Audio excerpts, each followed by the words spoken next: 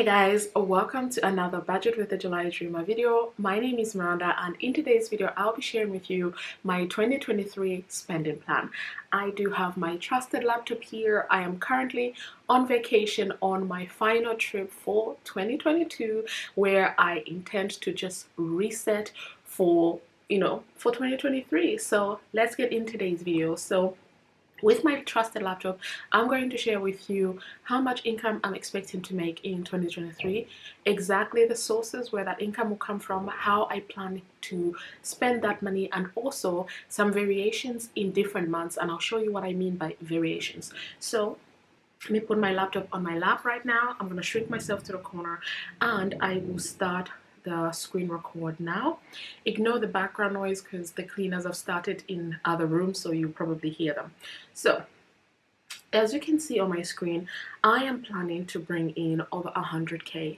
This is something that I will talk about a lot in my 2022 recap video, my spending plan for 2022, how I spend my money and how much I thought I was going to make and how much I actually brought in. So when it comes to the sources of income that I'm expecting, this is from my salary, my rental properties, from my Etsy shop, my blog. And now that we are in a recession, I'm also thinking about where else can I get money from, like where else can I make more money from. So obviously interest, but that is minute in my accounts and what have you, and then my dividends, all of that I haven't included that, but I've just focused on the big four categories that I'll be focusing on the majority of the year. You also notice that between January and February, the amounts that I'll be bringing in monthly differ to what you see in April, because in March is when I normally get a pay rise, and I'm expecting that pay rise to look something like this. So I'm looking at least a £400 pay rise, but we shall see. And then in March, that is when I do get like my bonus and all other stuff. So this is why it's a lot more than my normal months. So for the first time ever in planning my spending plan, I have included my tax and pension. So what I've decided to do for income tax, I have actually just done what I'm expecting to bring in every month and multiplied that by 40%, because I'm a high earner and I pay not exactly 40%, but about 40%. Let me just say that I normally take home about 60% of everything that I earn. The rest goes into taxes or into my pension.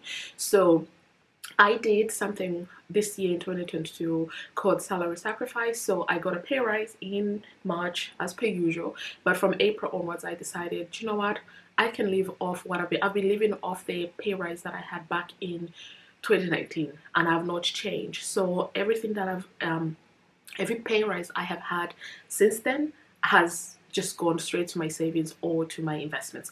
So but this time is the first time that I decided salary sacrifice to send that extra money towards my pension. So I'm putting a lot more towards my pension contribution. So this is why I decided for my personal spending plan, how I'm planning to spend my money, I just want to take out 40% out right off the bat and send that towards my pension as well as my taxes.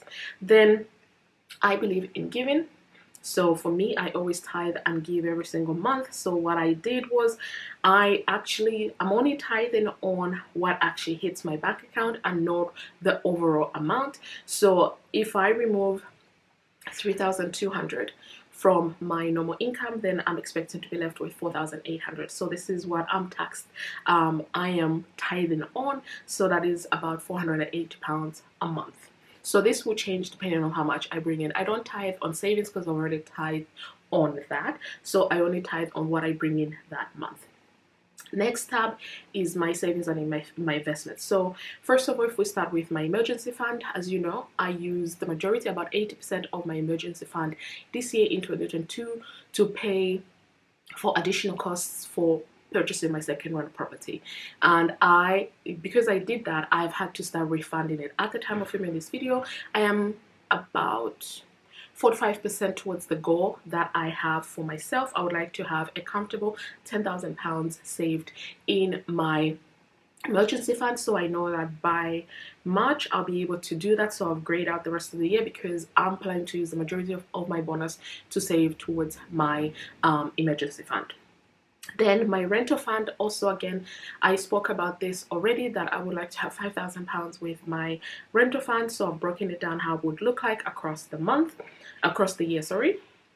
Travel, I have spoken about the fact that I would like to travel a lot more again in 2023, so I will put in money every single month towards this fund. And then my investment contributions, this will be including my SIP, my ISA, but I'm also cutting down on general investments purely because of the tax changes that we have seen. So looking to send at least 1050 towards my savings every single month, except for March, where I'm thinking I'll send over £7,000. Then if we look to my fixed expenses, so these are things like my mortgage, my council tax, and all of that. In January, there's a change to my internet. So I was on a 12-month plan with Sky, and that came that ended this month in December, and I renewed with them, and I took up the deal that they were offering me. So the setup cost and all of that brings that to £40. So I'm looking to spend £40 on my internet, but moving forward it'll be £31 for 18 months. Then if we look at my home insurance, I got an email from my home insurance provider to tell me that this is for my what is it called? It's for my income. I'll put the correct name on the screen when I remember, but this is for like if I was out of employment and I wasn't bringing in an income, they would pay me that income. So they told me in line with inflation, things are going up. So I made sure to look at that. I was actually planning to increase it, but this is jumping from 95 to 110, which is a big jump for me. So I think the change they said was about 5 point something. I was like, whatever. Another one that I'm expecting to change is my life insurance, but I'm not sure yet. So for now, I'm just keeping it at 80. Oh, I skipped one. My mobile. So my contract with my provider is coming due in March, and from April onwards, I'm going to go on a SIM only deal because I pay a lot for my mobile. And back in the day when I used to use this, it made sense because my bill used to be like £200 because of what I was using it for, but it's no longer worth it for me. So I'm switching back to SIM only, and I'm not going to upgrade my phone because I really love my phone. I have the iPhone 12 Pro and I love it. I'm not going to change, so we're going to stick with that. The next one that I'm envisioning a change is my combined utility. So I've been on a plan since July of 2021 of £65, but I think that's coming due in June. So from July onwards, I'm increasing to £100.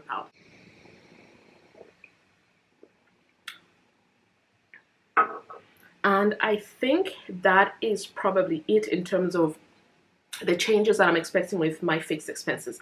I have not included in the fixed expenses any of the bills that I pay annually. These, you will find them in variable expenses.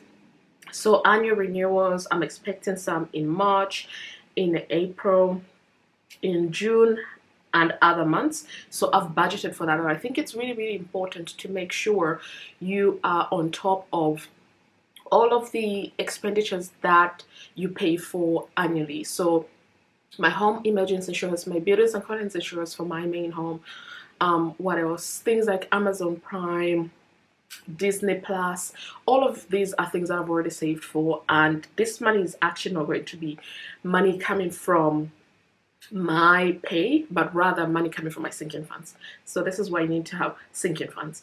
But these are the only big ticket items I can see in my variable spending, but I'm trying to keep the same in terms of spending for food and what have you. For January, I'm reducing it by £30 because I'm planning to carry some money over from December, but I'm increasing my food budget to £300. This is my second increase since 2021, where I had it at £200. Last year, well, this year, I decided to increase it to £250, but then this 2023, it's telling me that I need a little bit more. So this is why I'm increasing it to £300. Then my rental properties, at the moment I only have 2, and I spend just under £1,000 on them. They self-fund, so the rent that I get from my tenants pays for these rental properties and all of their bills, and I make a little bit of profit. So I'm super happy about that. And I don't know if I'm going to be able to add another rental next year, but fingers crossed, hopefully I'll be able to.